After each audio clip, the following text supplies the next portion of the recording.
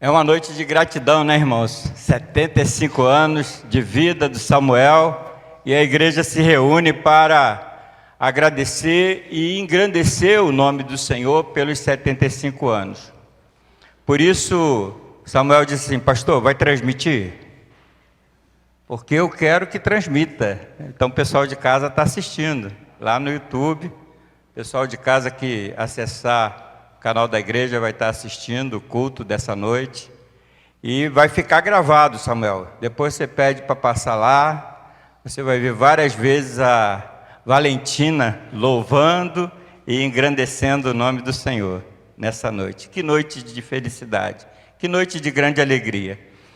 Eu queria compartilhar, a nossa gratidão diante da palavra de Deus. É ela que na verdade conduz toda a nossa gratidão a Deus. É ela que mostra os motivos pelos quais nós somos gratos ao Senhor.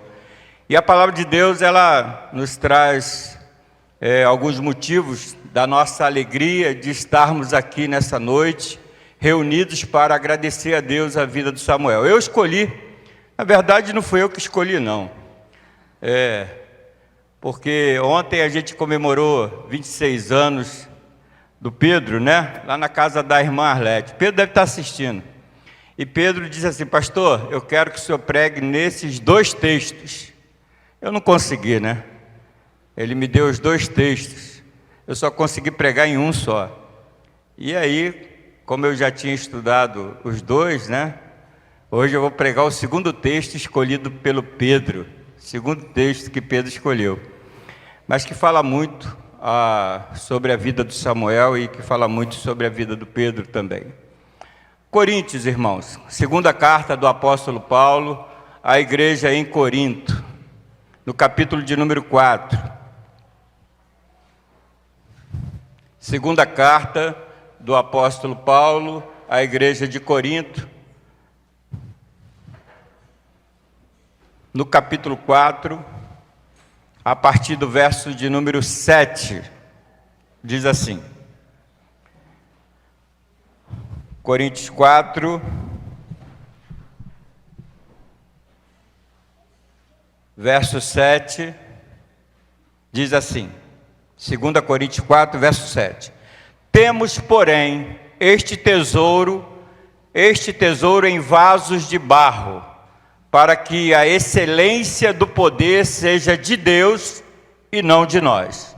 Em tudo somos atribulados, porém não angustiados, perplexos, porém não desanimados, perseguidos, porém não desamparados, abatidos, porém não destruídos, levando sempre no corpo o morrer de Jesus, para que também a vida se manifeste em nosso corpo, porque nós que vivemos somos sempre entregues à morte por causa de Jesus, para que também a vida de Jesus se manifeste em nossa carne mortal, de modo que em nós opera a morte, mas em vós a vida, tendo, porém, o mesmo espírito da fé, como está escrito: eu criei, por isso é que falei.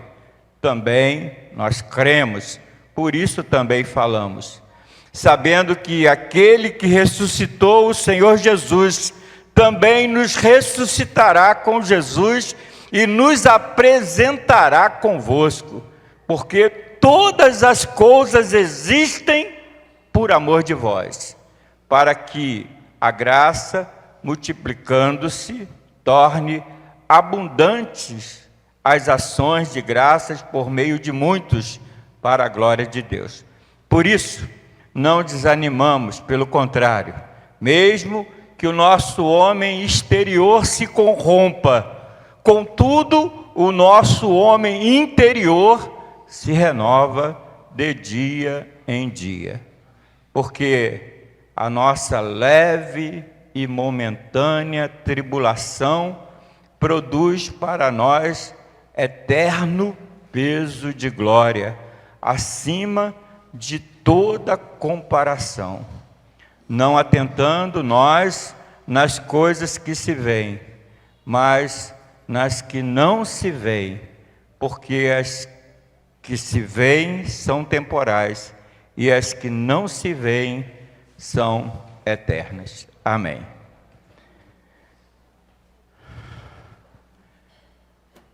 Paulo, quando escreve, essa segunda carta aos Coríntios, é porque ele já tinha escrito a primeira.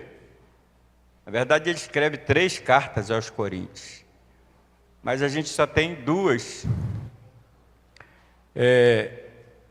E a igreja de Coríntios, foi plantada pelo apóstolo. Ela teve seu início no ministério dele. Ele levou aquelas pessoas a Cristo, pregou o evangelho àquelas pessoas, e aquelas pessoas creram no evangelho de Cristo e formaram ali em Corinto uma igreja, se reuniam para louvar, para adorar, para bendizer o nome do Senhor. Só que o apóstolo Paulo, ele teve que continuar a caminhada, Ele teve que continuar o seu ministério pastoral, missionário, pregando, levando o evangelho para outros lugares.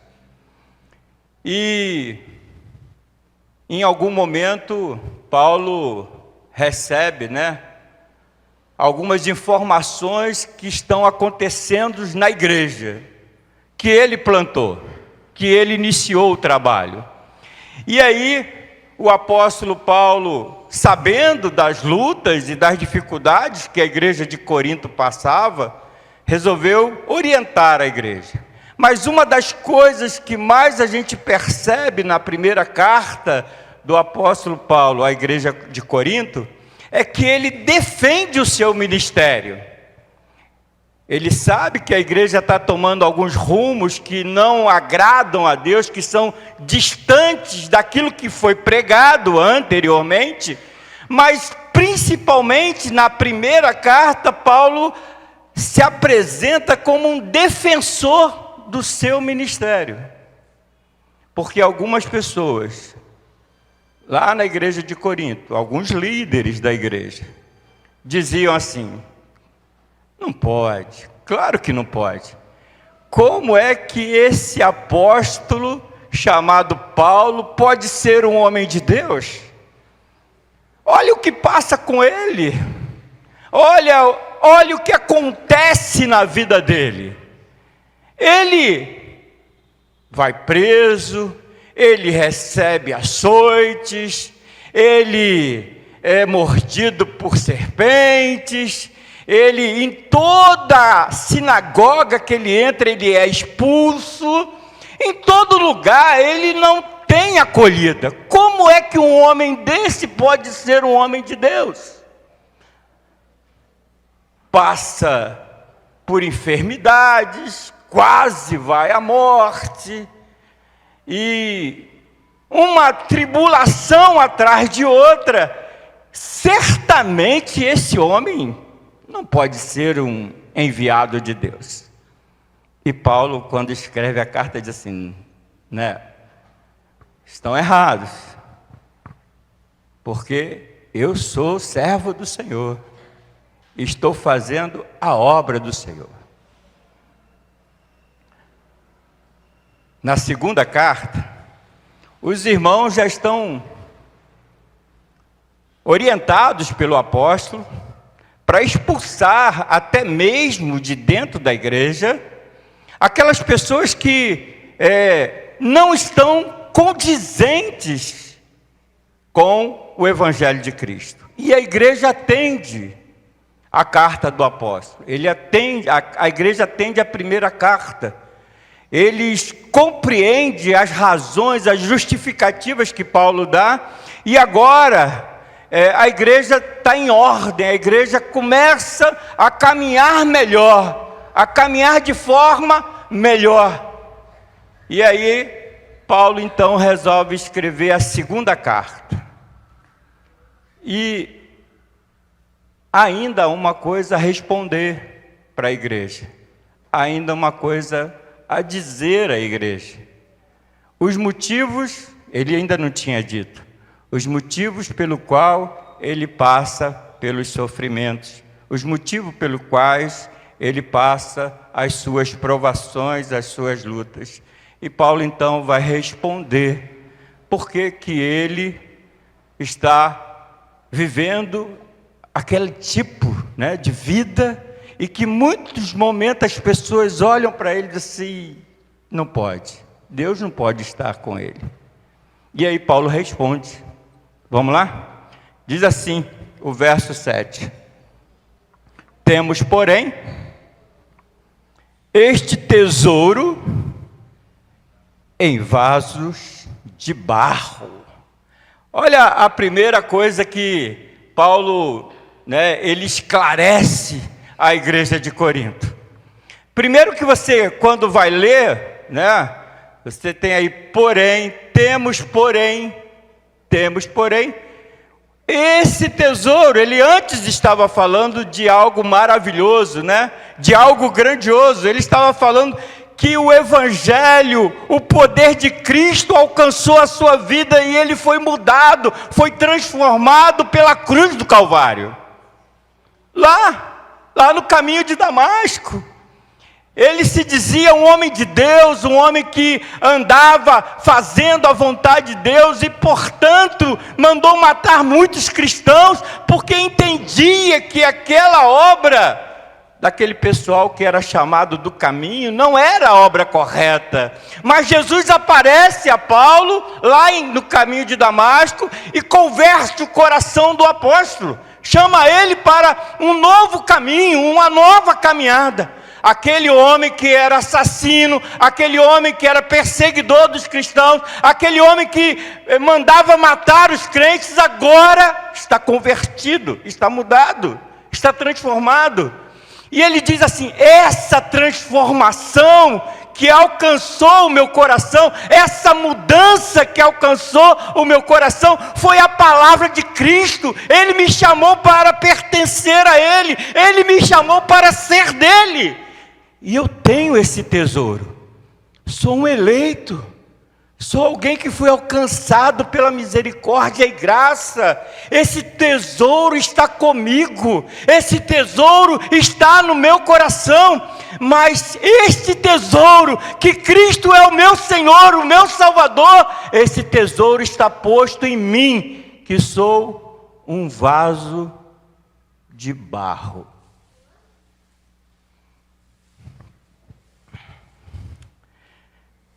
É fácil entender, porque as pessoas antigamente, quando elas adquiriam certos valores, esses valores eram geralmente em prata, em ouro, em pedras preciosas, e não tinha banco para guardar como nós temos hoje. E essas pessoas guardavam ou escondiam, geralmente em lugares que não chamavam a atenção dos ladrões. Então, entre os muitos vasos da casa, as pessoas pegavam aqueles objetos valiosos e guardavam aqueles objetos valiosos em um vaso de barro, que não tem valor nenhum. E quando alguém entrasse naquela casa procurando algo de valor e passasse por um vaso de barro, nem ia dar atenção àquele vaso. E Paulo diz, olha, o tesouro está aqui, está dentro do meu coração. E eu sou o vaso, mas eu sou o vaso de barro. Porque para que Cristo seja visto, a grandeza do tesouro que habita em mim seja visto, esse vaso precisa ser quebrado. O vaso precisa ser quebrado. Esse é o primeiro motivo que Paulo dá. O motivo pelo qual ele passa pelas situações adversas na sua vida, passa pelas situações complicadas, e ele vai dizer que essa segurança da pessoa de Cristo está dentro dele, mas ele precisa ser quebrado, ele precisa ser mudado, ele precisa ser restaurado por Deus, porque na sua carne não há bem nenhum, no seu ser não há bem nenhum. O bem que ele possui é Cristo, mas ele próprio não é nada diante da grandeza, do amor e da misericórdia de Deus. Irmãos, eu me lembro logo de Deus mandando o profeta Jeremias até a casa do oleiro. Vós sois assim na minha mão, ó Israel. É assim que vocês são. O barro nas minhas mãos, e quando a estrutura de vocês não aguenta, e ela se dissolve, o olheiro está construindo algo, fazendo algo, mas a estrutura do barro não aguenta aquilo que está sendo realizado, o barro se desfaz, o vaso se quebra e o olheiro faz novamente. Esse é o poder de Deus, irmãos, é de mudar a nossa vida, de transformar a nossa vida. É isso que Paulo está dizendo. O que ele era, não era nada, mas agora o Senhor está com as suas mãos poderosas na sua vida, permitindo que as aflições, as angústias, os problemas cheguem a ele, para que através dele, através da vida daquele servo, o Senhor seja visto, honrado e glorificado. Imagina, né, Samuel aí com 75 anos, e nesses últimos anos, né, tem passado por momentos dificílimos, de grandes lutas, E eu vou dizer claramente, irmãos, ele só está aqui por causa da misericórdia e graça do Senhor, que o sustentou, porque ele é frágil, ele é o vaso de barro, mas ele carrega dentro dele esse tesouro inestimável, a presença do Senhor. Ele só conseguiu suplantar e superar as lutas, as adversidades, por causa do Senhor que está no seu coração, está dentro do seu coração, a segurança da presença do Senhor na vida dele. Paulo vai adiante, né? Ele diz que ele é esse vaso, ele diz claramente no verso 7, que ele carrega um tesouro e que ele é o vaso de barro, para que quando ele seja quebrado, Deus possa ser visto, o poder de Deus seja visto. E aí ele diz assim: em tudo somos atribulados, porém não angustiados, perplexos, porém não desanimados, perseguidos, porém não desamparados, abatidos, porém não destruídos. Percebe, irmãos, que a luta que o apóstolo passa, ou que ele vivencia na sua vida, são lutas extremas. São lutas extremas. Você vai ver que ele faz um jogo de palavras, né, que você vai perceber que as provações, as dificuldades enfrentadas vão além daquilo que ele mesmo pode conter ou controlar com a sua vida. Mas diz o apóstolo que apesar de ser abalado pelas lutas e adversidades, nunca Deus permitiu que ele fosse totalmente tomado pelas lutas ou dificuldade. Abatido, mas não destruído. Percebe? Ele diz assim, ó, abatido. Muitas das vezes passando por uma angústia tremenda, mas não destruídos. Hoje, né, as igrejas só pregam vitória. Acho que elas não estão ouvindo o apóstolo. Acho que elas esqueceram de ler Coríntios. Porque o que a gente vê é que Deus permite que seus servos passem por momentos adversos, momentos dificílimos. O que a gente percebe, e não é só Paulo falando, você vai ver isso com o Davi passando dificuldades, você vai ver isso com Jó passando dificuldades, você vai ver isso Moisés passando lutas. Qual crente que não vai passar por dificuldades? Qual crente que vai estar isento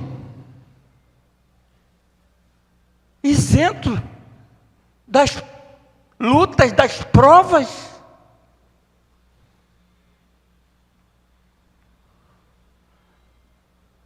Porque a palavra de Jesus para nós é uma só. Quem quer vir após mim, negue-se. Negue a si mesmo. Será que Deus vai dar tudo que você quer? Será que Deus vai dar tudo que você deseja? Será que é só orar e pedir que vai cair do céu? Claro que não! Claro que não! Porque muitas das vezes o verdadeiro cristão, e ele precisa disso, e ele precisa passar por isso, porque é na luta, na dificuldade, nas tribulações, é que ele aprende a confiar em Deus, aprende a esperar no Senhor, aprende que o poder de Deus atua na fraqueza, na fragilidade. Não é isso que o apóstolo Paulo diz? Quando diz assim, Senhor, tira o espinho. E Deus responde, o meu poder se aperfeiçoa na fraqueza. Mas não há destruição. As lutas podem chegar, as angústias podem chegar, as dificuldades vão chegar, mas não vai ser, segundo o apóstolo, Deus não permite que isso tudo leve ao limite da sua vida. Deus não permite que isso tudo tome a sua vida. Abatido sim, mas não destruído. Não destruído.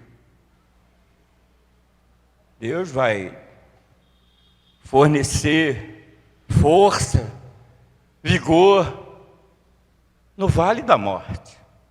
No vale da morte, Ele vai fornecer lá o escape.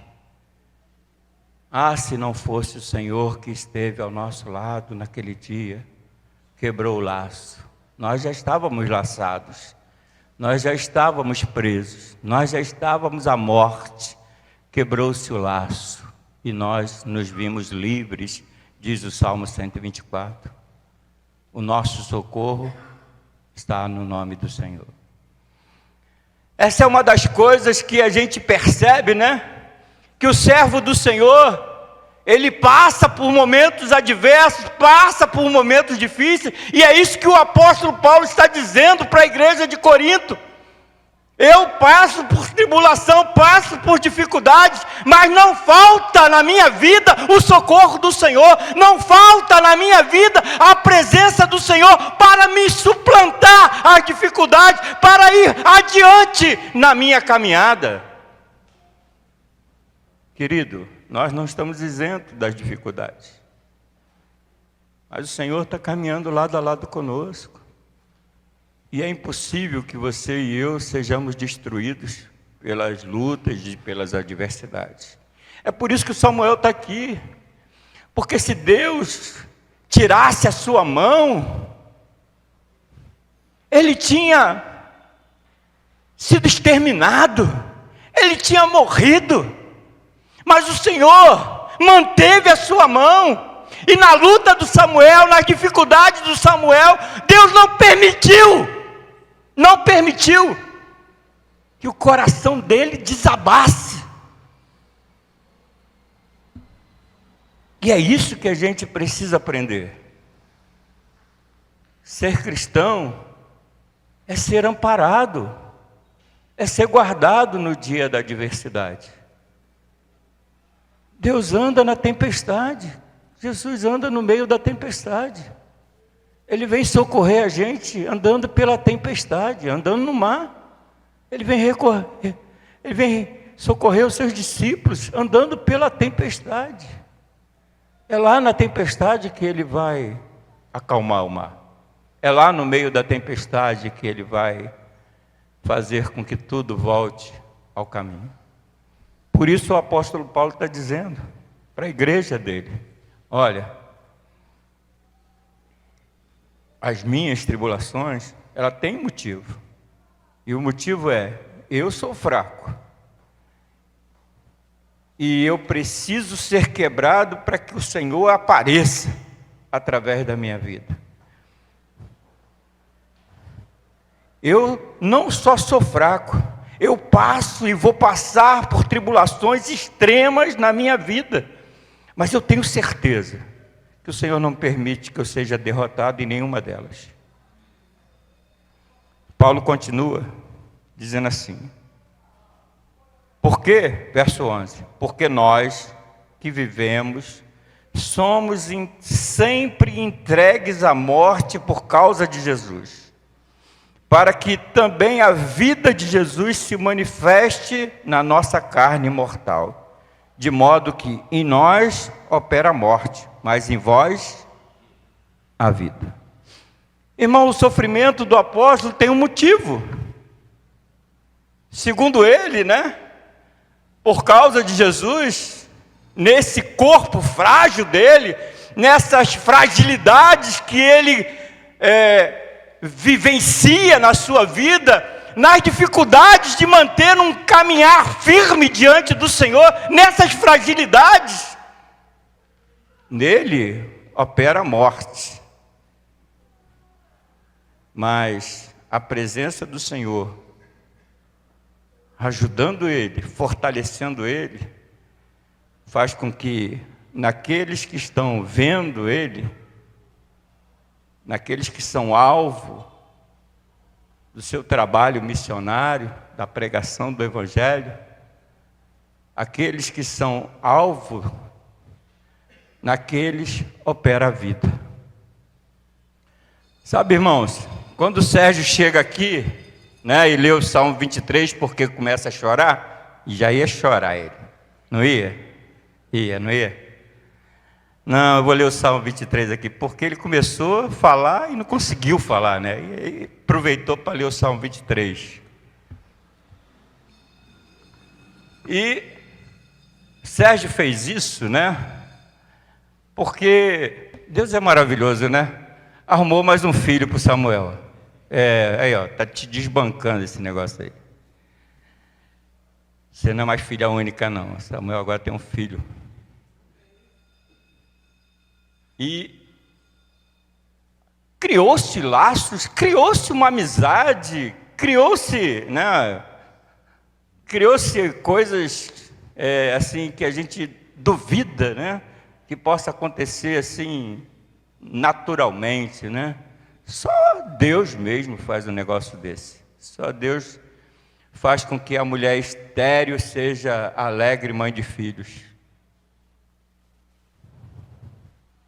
Sim, irmãos, tem muitas mulheres dentro da igreja que nunca tiveram filhos, mas que são mães de muitos filhos, porque oram por meninos, meninas, por homens, mulheres, pedindo a Deus que conserve o cuidado dele com essas pessoas.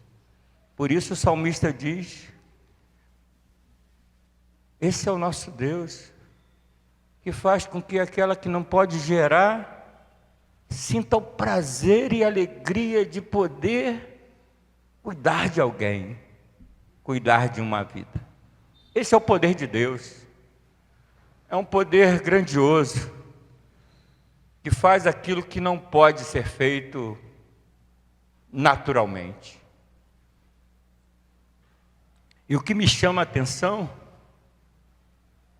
é como Deus faz isso, né? Como Deus realiza essas coisas.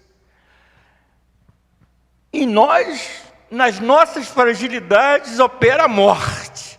Mas, através de nós, o Senhor opera a vida. Imagina alguém que é estéril e aparentemente incapaz de produzir algo por si mesmo. Por causa da presença do Senhor, aquilo que era incapaz se torna uma realidade na vida daquele que está ao redor daquela pessoa. Sim, irmãos, o Sérgio se tornou filho de Samuel, não é porque o Samuel é um cara legal, não. Não foi. Não é porque o Samuel é um cara calmo. Não foi. O Sérgio só se tornou filho de Samuel porque, ao ver a fragilidade do Samuel, mas sabendo que o Senhor estava presente, pôde compreender que Samuel seria a bênção na vida dele. Mesmo na fragilidade do Samuel, mesmo nas dificuldades do Samuel, mesmo assim, Samuel é bênção para a vida do Sérgio. Olha que coisa maravilhosa. É isso que Paulo está dizendo. Paulo está dizendo exatamente que as nossas fragilidades operam a morte, mas por causa da presença do Senhor, através das nossas fragilidades, Deus opera a vida. Deus opera a vida no outro. Apesar das nossas fraquezas, apesar das nossas incapacidades, ainda assim, o Senhor nos usa para a glória do seu nome. Quero terminar, porque senão não vou acabar hoje, né? O texto é grande também. O problema é do texto, não é meu não, irmãos.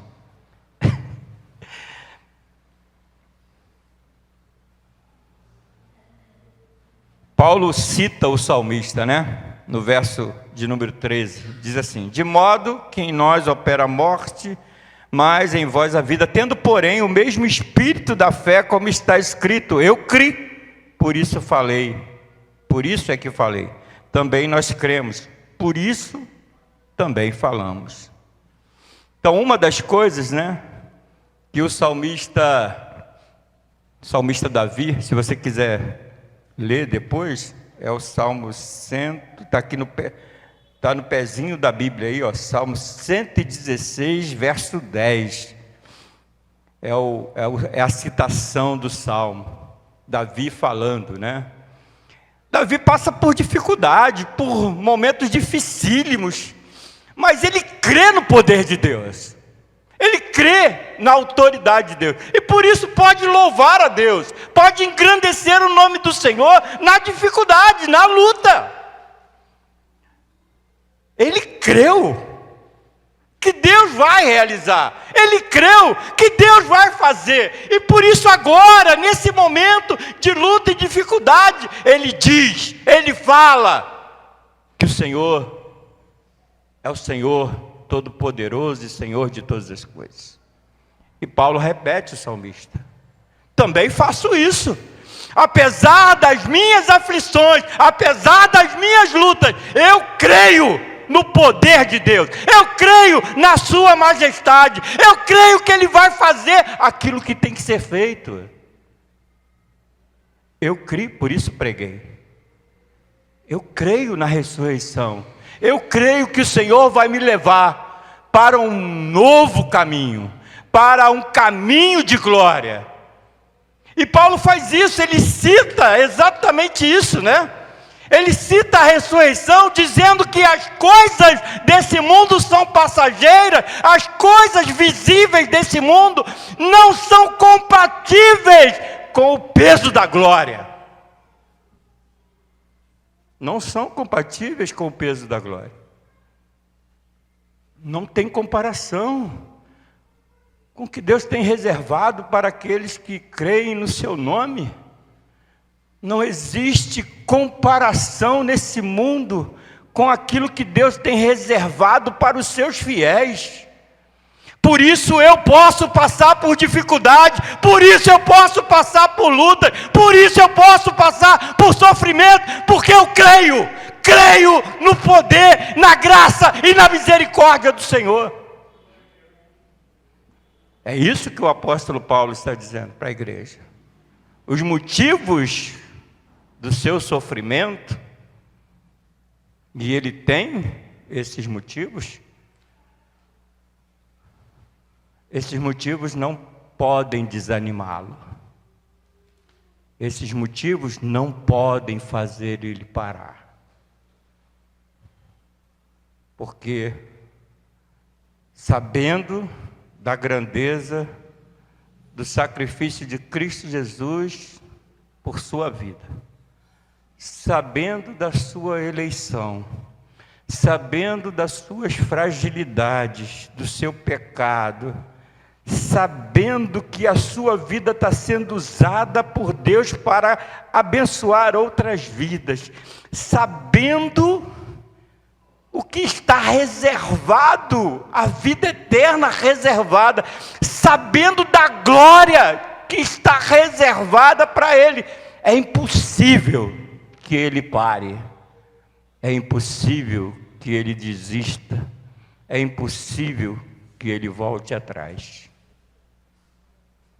Por isso Paulo diz assim: porque a nossa leve, verso 17, vou ler o 16, por isso não desanimamos, pelo contrário, mesmo que o nosso homem exterior se corrompa, contudo o nosso homem interior se renova dia a dia, porque a nossa leve e momentânea tribulação produz para nós eterno peso de glória, acima de toda comparação, não atentando nós nas coisas que se veem, mas nas coisas que não se veem, porque as coisas que se veem são temporais, e as que não se veem são eternas. É a nossa gratidão nessa noite, irmãos. Samuel crê no Senhor e no poder do Senhor. Crê no cuidado do Senhor sobre a sua vida, sobre a vida da sua família. Samuel aceitou a Jesus, mas o Senhor já havia escolhido ele desde a fundação do mundo. No ventre da mãe, o Senhor já o conhecia. E, portanto, o separou, o reservou, cuidou dele, sustentou ele, está sustentando para a glória do seu nome. Por isso nós estamos aqui, para agradecer a Deus todo o cuidado do Senhor sobre a vida de Samuel, sabendo que o Senhor está presente. Vaso de barro precisa ser quebrado várias vezes, né, Arlete? A gente precisa empurrar até. A Arlete é a força do Samuel. Mas vaso que vai honrar o nome do Senhor, porque o Senhor está presente e agindo na vida de Samuel. Você achou que eu preguei e fiquei mencionando o nome do Samuel, né? Querido, essa mensagem não é para Samuel. A palavra é de Deus e a palavra é para mim e para você. Nós somos esses que o Senhor tem escolhido e que muitas das vezes vamos passar por tribulação, angústias, mas não se preocupe. O Senhor nunca vai permitir que você ou eu sejamos destruídos nas nossas lutas. Mas tenha segurança de se levantar e continuar a caminhada. porque o Senhor ainda deseja usar a sua vida para a glória do nome dEle. Se coloque, olhando para o alto, não olhando para o lado. Se você olhar para o lado, você vai parar. Olhe para a grandeza das promessas. Olhe para o Deus que faz a promessa. Ele é fiel para cumprir todas elas. Portanto, não permita que o seu coração desanime da fé. Não permita que o seu coração desanime da esperança. Pelo contrário, nas lutas, glorifique o nome do Senhor. Nas dificuldades, glorifique o nome do Senhor. Não dê margem ao mal desse século. O mal desse século é de homens incrustados em si mesmos, voltados para si mesmos, achando que não existe nem Deus e nem eternidade. Homens que vivem as suas vidas sem razão, sem propósito.